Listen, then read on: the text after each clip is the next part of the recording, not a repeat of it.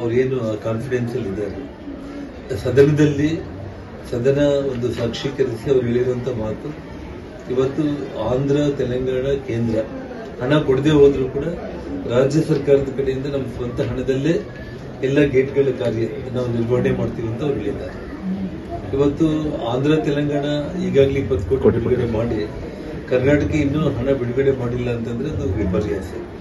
ಹಾಗಾಗಿ ಆ ಒಂದು ವಿಚಾರ ಕೂಡ ನಾನು ಇವತ್ತು ನಾಳೆ ಡಿ.ಕೆ. ಶಿವಕುಮಾರ್ ಅವ್ರ ಹತ್ರ ಮಾತಾಡ್ಬಿಟ್ಟು ಅದನ್ನ ಮಾಧ್ಯಮಗಳಿಗೆ ನಾನು ಮತ್ತೆ ತಿಳಿಸ್ತೀನಿ. ಇವತ್ತು ಅವರು ಮಾತುಗಳು ವಿಧಾನಸಭೆಯಲ್ಲಿ ಎಲ್ಲ ಕಡೆ ನೋಡ್ತಾ ಇದ್ದಾರೆ. ಬಿಜೆಪಿ ಅವರು ಪ್ರಶ್ನೆಗಳಿಗೆ ಅವರು ಉತ್ತರ ಕೊಡ್ತಾ ಇರುವಂತಂದ್ರೆ ಅಶೋಕ್ ಅವ್ರನ್ನ ಅವರು ಪ್ರಶ್ನೆ ಮಾಡಿದ್ದಾರೆ, ನೀವು ಮುಂದುವರಿತೀರಾ ಪ್ರತಿಪಕ್ಷ ನಾಯಕರಾಗಿ, ನಿಮ್ಮ ಹೈಕಮಾಂಡ್ ಹೇಳಿದ್ರೆ ನೀವು ಬಿಟ್ಕೊಡೋದಿಲ್ಲ ಅಂತ. ಅಂದ್ರೆ ಅದರ ಅರ್ಥ ಏನಂತಂದ್ರೆ ಸಿದ್ದರಾಮಯ್ಯ ಅವ್ರಿಗೆ ಹೈಕಮಾಂಡ್ ಈಗಾಗಲೇ ಸೂಚನೆ ನೀಡಿದೆ. ಖಂಡಿತವಾಗ್ಲೂ ಕೂಡ ಇವಾಗ ಸೆಷನ್ಸ್ ನೇಣು ಮುಗಿದಿದೆ.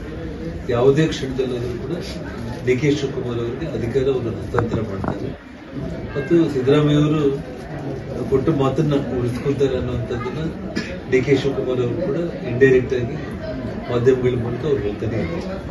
ಸೊ ನಮ್ಮಿಬ್ಬರು ನಡುವೆ ಒಪ್ಪಂದ ಆಗಿದೆ.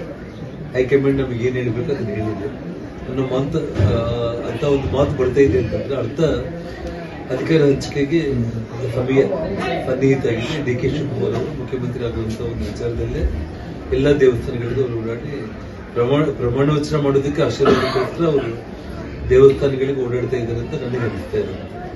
ಇನ್ನೊಂದು ಕಡೆ ಗೃಹ ಸಚಿವರು ಹೇಳಿರುವಂತದ್ದು ಮತ್ತೆ ಇವರು ನೋಡಿದ್ರೆ ಪದಸಂಚಲನಕ್ಕೆ ಅಡ್ಡಿಪಡಿಸಿದ್ದು ಈ ರೀತಿ ಮಾಡಿದ್ರೆ ಎಲ್ಲೇ ಒಂದ್ ಕಡೆ ಇವರು ಅದರ ರಾಜಕಾರಣ ಮಾಡ್ತಾ ಇದಾರೆ. ಏನ್ ಬರೀ ಮಾತಿದ್ರೆ ಆರಿಸ್ತಂತ ಅವ್ರಿಗೆ ಕಾಂಗ್ರೆಸ್ ಪಕ್ಷಕ್ಕೆ ಸಂಘ ಪರಿವಾರದ ಡ್ರೆಸ್ ಕೋಡ್ ನೋಡಿದ್ರೇನೆ ಅವ್ರಿಗೆ ಎದೆಯಲ್ಲಿ ಗಾಬರಿ.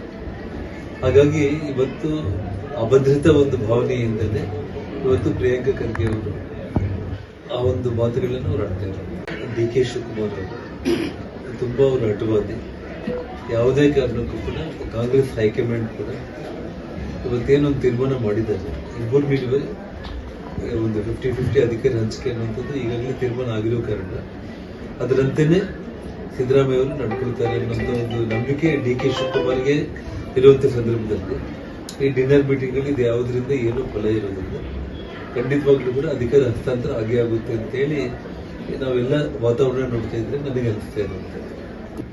ರಾಜಕೀಯದಲ್ಲಿ ಯಾರು ಶಾಶ್ವತ ಶತ್ರುಗಳು ಅಲ್ಲ, ಯಾರು ಶಾಶ್ವತ ಮಿತ್ರರು ಅಲ್ಲ ಅಂತ. ಸೊ ಹಾಗಿದ್ದಾಗ ಒಂದೇ ಪಕ್ಷದಲ್ಲಿರುವಂತ ಅವರು ಮತ್ತೆ ಅವರು ಒಬ್ಬರೊಬ್ಬರು ಮೀಟ್ ಮಾಡ್ತಾರೆ ಅಂತಂದ್ರೆ ಅದರಲ್ಲಿ ಏನು ದೊಡ್ಡ ವಿಶೇಷ ಅಂತ ನನಗೆ ಅನ್ಸಲ್ಲ. ನಿರ್ಭೀತ, ನಿಷ್ಪಕ್ಷಪಾತ, ವಿಶ್ವಾಸಾರ್ಹ ಸುದ್ದಿಗಳಿಗೆ ಮತ್ತೊಂದು ಹೆಸರಾಗಿರುವ ನ್ಯೂಸ್ 18 ಕನ್ನಡ ಈಗ ಆಪ್ನಲ್ಲೂ ಲಭ್ಯವಿದೆ. ದಯವಿಟ್ಟು ಇಲ್ಲಿರುವ QR ಕೋಡ್ ಸ್ಕ್ಯಾನ್ ಮಾಡಿಕೊಂಡು ಆಪ್ ಡೌನ್ಲೋಡ್ ಮಾಡೋದಕ್ಕೆ ಮರಿಬೇಡಿ. ನಿಮ್ಮ ಬೆಂಬಲ ಹೀಗೆ ಸದಾ ನಮ್ಮೊಂದಿಗಿರಲಿ. ಧನ್ಯವಾದ.